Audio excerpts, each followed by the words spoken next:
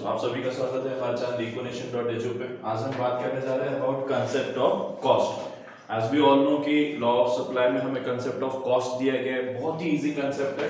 Concept पहले तो ये समझ लो कि कॉस्ट होता क्या है। किसी भी चीज को प्रोडक्शन करने के लिए जो इनपुट लगता है, मतलब अगर मुझे प्रोड्यूस करना है, मान लो कॉटन कपड़ा अगर प्रोड्यूस करना है तो उसके लिए कॉटन क्या रहेगा, इनपुट रहेगा। उसके लिए लगने वाला लेबर क्या रहेगा, इनपुट रहेगा।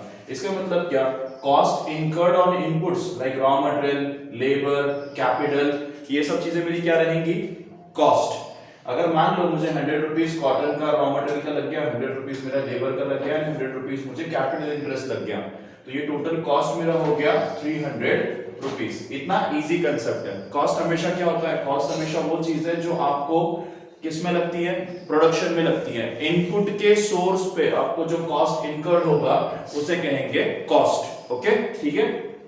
अब टोटल कॉस्ट, इसमें तीन कंसेप्ट्स आपको दिए गए हैं। टोटल कॉस्ट, दूसरा कंसेप्ट है आपके पास एवरेज कॉस्ट, एंड तीसरा है मार्जिनल कॉस्ट। ओके, धीरे धीरे तीनों को भी समझेंगे। बहुत इजी कंसेप्ट है। सबसे पहले हमारे पास होता है टोटल कॉस्ट। अब किसी भी चीज को इनपुट जो कहते हैं, इनपुट में मुझे लैंड लगेगा, कैपिटल लगेगा, एंटरप्रेन्योर लगेगा, फैक्टर्स ऑफ प्रोडक्शन पूरे लगेंगे, बराबर। तो यहाँ पे टोटल एक्सपेंडिचर, एक्सपेंडिचर मतलब खर्चा, total expenditure incurred by, incurred मतलब आना, किस चीज पे खर्चा आ रहा है, a firm on factors of production. किसे आया, फर्म को आया, लेकिन किस चीज पे, factors of production. Factors of production कितने हैं, 4, land, labour, capital and entrepreneur. अब इन सबको रिवॉर्ड्स देने पड़ते हैं। लैंड को क्या दूंगा मैं, रेंट, लेबर को वेजेस, कैपिटल पे इंटरेस्ट एंड एंटरप्रेन्योर को प्रॉफिट। अब इन चारों को खर्चा देना पड़ेगा, ये एक्सपेंस है, तो इसको मैं क्या बोलूंगा, मेरा टोटल कॉस्ट। इसको मैं क्या बोलूंगा, मेरा total cost to produced output, that is goods and services. Output क्या होता है, गुड्स एंड सर्विसेज प्रोड्यूस करना। तो मैं गुड्स एंड सर्विसेज प्रोड्यूस करते समय जो भी मुझे फैक्टर्स ऑफ प्रोडक्शन पे क्या इनकर्ड होगा, एक्सपेंस इनकर्ड होगा, तो ये एक्सपेंस को टोटल कर देंगे, तो ये मेरा क्या बन जाएगा, टोटल कॉस्ट। अब इसके एक फॉर्मूला से समझते हैं। टोटल कॉस्ट क्या है मेरा, total variable cost plus total fixed cost. Total variable cost plus total fixed cost को मिलाकर मेरा क्या बन जाएगा, टोटल कॉस्ट बन जाएगा। टोटल फिक्स्ड कॉस्ट क्या होता है, टीएफसी क्या होता है, cost incurred on fixed factors. अब फिक्स्ड फैक्टर्स क्या है, लैंड, मशीनरी, एक्सेट्रा एक्सेट्रा। अब उसके बाद टोटल वेरिएबल कॉस्ट में cost incurred on variable factors such as labour, raw material, etcetera. अब वेरिएबल को वेरिएबल एंड फिक्स को फिक्स क्यों कहेंगे, मैं एक सिंपल चीज बोलता हूं। अगर मैं आपको एक क्वेश्चन पूछूं कि एक अंडा उबलने में, एक अंडा, एक एग है, एक एग को उबलने में मान लो गैस का खर्चा आ रहा है 15 रुपीज। कितना रुपए खर्चा आ रहा है, 15 रुपीज का खर्चा आ रहा है। तो 10 अंडे उबलने में गैस का खर्चा कितना आएगा, सेम 15 रुपीज। क्यों, गैस तो उतना ही चलेगा ना, उतनी देर चलेगा। आप सिर्फ पतीला बड़ा ले लेना, जितना आपका जो है ब्रैकेट जो है उसको आप थोड़ा क्या कर दो, बड़ा कर दो, उसमें एक्स लगा दो, तो बराबर से उतना ही समय लगेगा। मतलब एक एग के लिए मेरा 15 रुपीज फिक्स्ड कॉस्ट है, वैसे ही 10 एक्स के लिए भी मेरा क्या है, 15 रुपीज फिक्स्ड कॉस्ट है। तो फिक्स्ड कॉस्ट में मेरा क्या आ गया, मेरे पास फिक्स्ड कॉस्ट में, टोटल फिक्स्ड कॉस्ट में आ गया लैंड एंड मशीनरी। अब लैंड में कितना प्रोडक्शन हो सकता है, शायद से 1 लाख यूनिट्स, 2 लाख यूनिट्स। अगर मैं 100 यूनिट्स भी प्रोड्यूस कर रहा हूं तो उतना ही लैंड लग रहा है, और लाख यूनिट्स भी प्रोड्यूस कर रहा हूं तो उतना ही लैंड लग रहा है। वैसे ही मशीनरी, अगर एक मशीनरी मान लो आपको 100 यूनिट्स दिन भर में दे सकती है, आप 10 बना रहे हो तो भी उतना ही खर्चा है, 20 बना रहे हो तो भी उतना ही खर्चा है। मशीन तो लानी पड़ेगी ना आपके पास, चाहे आउटपुट हो या ना हो। एक बेसिक कंसेप्ट से समझते हैं। ऐसे मान लो कि मेरा एक क्लास है, बराबर है। अब क्लास में मेरे पास मान लो 100 बेंचेस है। कितने बेंचेस है, 100।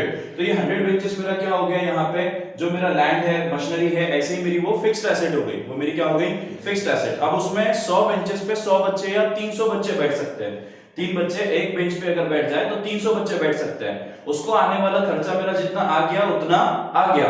अगर मान लो वहां पे 100 ही बच्चे हैं तो मेरे कुछ बेंच क्या रहेंगे, फ्री रहेंगे। अदरवाइज 100 बच्चे उतने बेंच पे बैठ जाएंगे। Am I right? बराबर है। लेकिन अगर 300 भी होते हैं तो आने वाला कॉस्ट बढ़ेगा या उतना ही रहेगा, उतना ही रहेगा। तो टोटल फिक्स्ड कॉस्ट हमेशा क्या होता है, फिक्स्ड होता है। क्या होता है, फिक्स्ड। इसको आउटपुट बढ़ाने से, आउटपुट के बढ़ने से टोटल फिक्स्ड कॉस्ट इंक्रीज नहीं होता in most of the cases. अगर आपका आउटपुट बहुत ही ज्यादा बढ़ रहा है तो आपको और एक मशीनरी लानी पड़ेगी, लेकिन उसका आउटपुट भी क्या हो जाएगा, फिर बढ़ जाएगा। ओके, तो टोटल फिक्स्ड कॉस्ट क्या है मेरा, लैंड एंड मशीनरी जैसी चीजें जो क्या हो रही है बिजनेस में, ड्यूरेबल चीजें, ड्यूरेबल मतलब बहुत समय के लिए वही के वही रहेगी। ओके, नेक्स्ट मेरे पास है टोटल वेरिएबल कॉस्ट। अब वेरिएबल कॉस्ट को अगर मैं बोलूं कि यार मुझे मान लो बच्चों को नोट्स बांटना है, तो 100 बच्चों को नोट्स बांटने के लिए मेरे पास कितना खर्चा आएगा, मान लो 1000 रुपीस पर स्टूडेंट अगर पकड़ता हूं तो 1 लाख रुपए, लेकिन 300 एडमिशन हो गए तो 3 लाख रुपए, कॉस्ट क्या हो गया, बढ़ गया। वैसे ही अगर मान लो मुझे 100 यूनिट्स प्रोड्यूस करने के लिए रॉ मटेरियल लग रहा है 1000 रुपए का, और वहीं पे 300 यूनिट्स प्रोड्यूस करने के लिए 3000 का लगेगा, मतलब कॉस्ट क्या हो गया, बढ़ गया। तो total variable cost changes with what, production, changes with what, production, production बढ़ेगा, प्रोडक्शन बढ़ेगा तो टोटल वेरिएबल कॉस्ट भी बढ़ेगा। इसकी वजह से हमेशा फॉर्मूला क्या है, total variable cost total fixed cost, बराबर है। अब इसके से हमेशा क्या होता है, प्राइस जो देखो प्रोडक्शन बढ़ता है, ये P फॉर प्रोडक्शन है, प्रोडक्शन या PR लिख दो, प्रोडक्शन इज इक्वल्स टू, अब टोटल वेरिएबल कॉस्ट चेंज होने की वजह से प्रोडक्शन भी क्या होगा, चेंज हो जाएगा, उल्टा प्रोडक्शन चेंज होने की वजह से क्या हो जाएगा, टोटल वेरिएबल कॉस्ट चेंज हो जाएगा। अगर प्रोडक्शन बढ़ता है तो टोटल वेरिएबल कॉस्ट भी बढ़ता है, लेकिन टोटल फिक्स्ड कॉस्ट क्या रहेगा, कांस्टेंट रहेगा। कैसे, अब देखो सिंपल चीज है, टोटल कॉस्ट का फॉर्मूला क्या है, TVC, यहां पे लिखा है अपन, हाँ देखो TVC plus TFC, right. Total variable cost, अब टोटल कॉस्ट अगर मान लो टोटल कॉस्ट बढ़ रही है, इसका मतलब क्या है, फिक्स्ड कॉस्ट बढ़ेगा क्या, नहीं, फिक्स्ड कॉस्ट नहीं बढ़ेगा, जितना था उतना ही रहेगा। मान लो 100 रुपए है तो 100 ही रहेगा, लेकिन अगर प्रोडक्शन बढ़ता है तो क्या हो जाएगा, टोटल वेरिएबल कॉस्ट में चेंज आ जाएगा। वेरिएबल में क्या क्या फैक्टर्स आते हैं, लेबर, रॉ मटेरियल।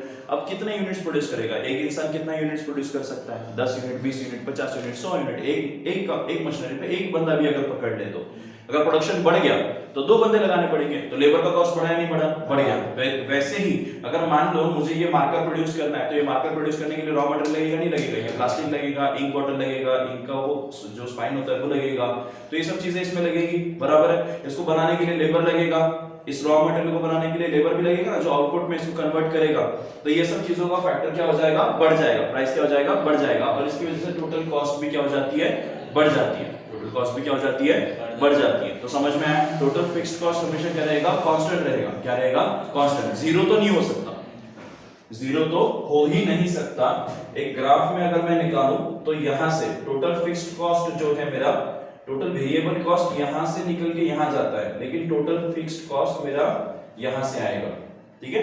ये टोटल फिक्स्ड कॉस्ट मेरा, आप अगर मानोगे तो टोटल फिक्स्ड कॉस्ट को मैं ऐसे भी लिख सकता हूं, ये टोटल फिक्स्ड कॉस्ट है, नहीं चेंज होगा, कोई दिक्कत नहीं है, बराबर है, चेंज नहीं होगा।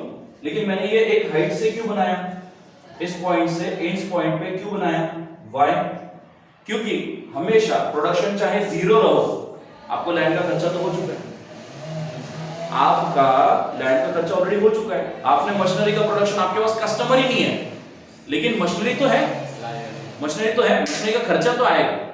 अगर आपको लैंड लिया है भाई साहब, तो लाइट बिल पकड़ लो, टोटल एक लाइट बिल में होता है ना कि इतना आधी बार होगा, आधी बार मराठी त्याला आधी बार म्हणतात, आधी बार मतलब टोटल कॉस्ट, वो फिक्स्ड कॉस्ट बोलते हैं उसको, टोटल कॉस्ट नहीं, टोटल फिक्स्ड कॉस्ट, बराबर है। आप यूनिट्स जलाओगे तो उसके आगे बिल आएगा, लेकिन मिनिमम रेसिडेंशियल के लिए 150 रुपीस या 250 रुपीस लेते हैं, नहीं लेते हैं, तो आप भले ही यूज करो या ना करो इलेक्ट्रिसिटी को, फिर भी आपको बिल उतना आना ही आना है। इसकी वजह से मैं एक हाइट पे इसको बना रहा हूं कि ये हाइट क्या बता रही है, प्रोडक्शन चाहे जीरो हो, मेरा क्या रहेगा, टोटल फिक्स्ड कॉस्ट रहेगा, मतलब रहेगा।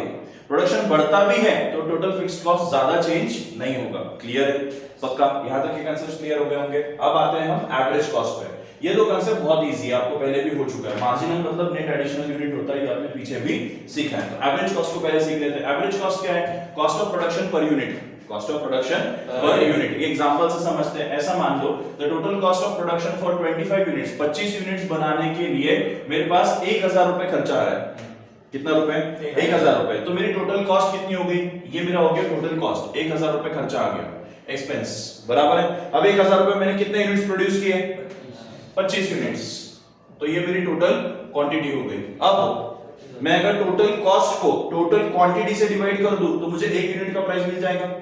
मान लो 10 रुपए में आप 5 चॉकलेट लेके आ गए, एक चॉकलेट कितने में गिरा, 10 रुपए में 5, 2 रुपए में कैसे निकाला? 10 रुपए मेरा टोटल कॉस्ट है डिवाइडेड बाय 5 टोटल क्वांटिटी है इज इक्वल्स टू 2 रुपीज मेरा पर यूनिट चार्ज आया। मतलब एवरेजली मुझे एक चॉकलेट खर्चा मतलब खरीदने के लिए कितना खर्चा आया? 2 रुपए। इतना इजी है। तो इसी को बोलेंगे एवरेज कॉस्ट। इसको क्या बोलेंगे?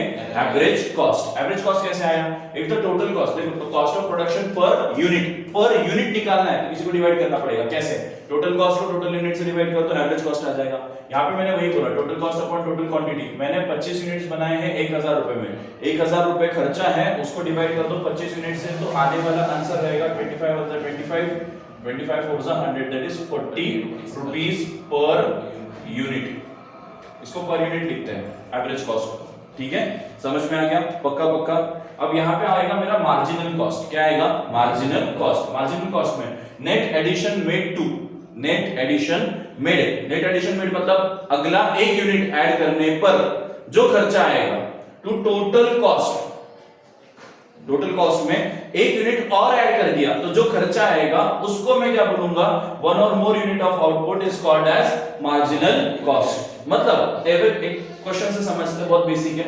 If previous cost of production, पिछला एक यूनिट बनाने में मुझे खर्चा आया था जो फोर्थ यूनिट था, 4 यूनिट बनाए मैंने, कितने में? 2000 रुपए में। एक कितने में आया? 5 मतलब 500 रुपए में। कितने रुपए में? 500 रुपए में। अब total cost of producing fifth unit is 2500। पांचवा यूनिट जैसे ही मैं प्रोड्यूस कर रहा हूं तो मुझे कितना आ गया? 2500 दैट इज 2500 रुपीस। तो देखो यहां total cost of nth unit, nth के जगह पे हम क्या कर देते हैं? मुझे कौन सा यूनिट निकालना है? Fifth unit. ये TC n में मेरे पास कौन सा यूनिट है? n मतलब कौन सा यूनिट निकाल रहे हो तो fifth unit minus TC n minus 1 that is n कितना है मेरा? 5 माइनस 1 फोर्थ तो TC 5। Total cost of fifth unit कितना है?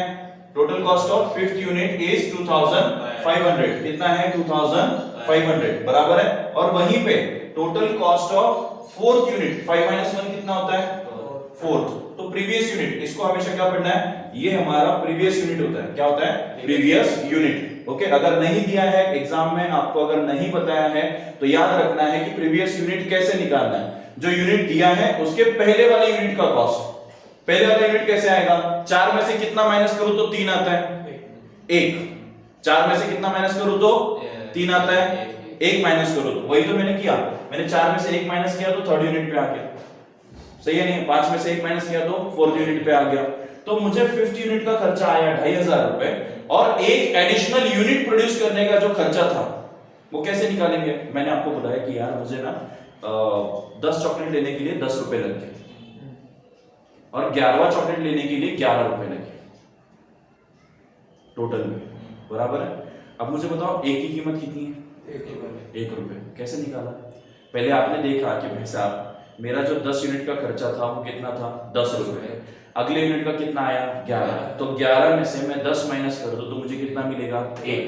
तो वो क्या हो गया? मेरा मार्जिनल कॉस्ट। आया समझ में? वो मेरा क्या हो गया? Marginal cost. मतलब क्या? 2500 रुपीस मुझे फिफ्थ यूनिट के लिए खर्चा आया था। कौन से यूनिट के लिए? फिफ्थ यूनिट के लिए। वहीं पे 2000 रुपए मुझे खर्चा आया फोर्थ यूनिट के लिए। मैंने जो पिछला प्रोडक्शन किया था 4 यूनिट का, उसमें मुझे 2000 का खर्चा आया था। नया एक प्रोडक्ट ऐड करते ही मेरा खर्चा 2500 पे चला गया, 2500 पे चला गया। तो अब एक यूनिट का कॉस्ट कितना आया? 500 रुपए। तो नेट एडिशन मेड का कॉस्ट कितना है? 500 रुपए, which is called as marginal cost।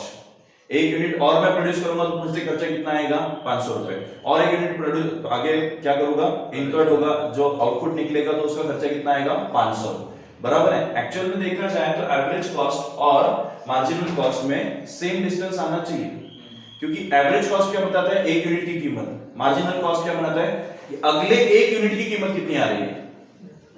अगर कॉस्ट सेम है तो आपका अगला प्रोडक्ट भी सेम कॉस्ट से ही आएगा, बराबर है, राइट। जैसे मैं निकालने की अगर कोशिश करूं तो मैं क्या बोलूंगा, देखो मुझे यहाँ पे ऐसे मान लो कि 2000 रुपए लग रहे थे कितने यूनिट्स प्रोड्यूस करने के लिए, 4। तो एक का खर्चा कितना आया, 500। तो 5वां यूनिट प्रोड्यूस करूंगा तो कितना खर्चा आएगा, 500। मतलब नेट एडिशन करने को कितना खर्चा आया, 500। वही तो मैंने लिखा यहाँ पे मार्जिनल कॉस्ट में। Got my point? पक्का समझ में आ गया? अगर आपको भी ये पॉइंट समझ में आ गया है तो वीडियो को लाइक, सब्सक्राइब और शेयर करना मत भूलना। Thank you.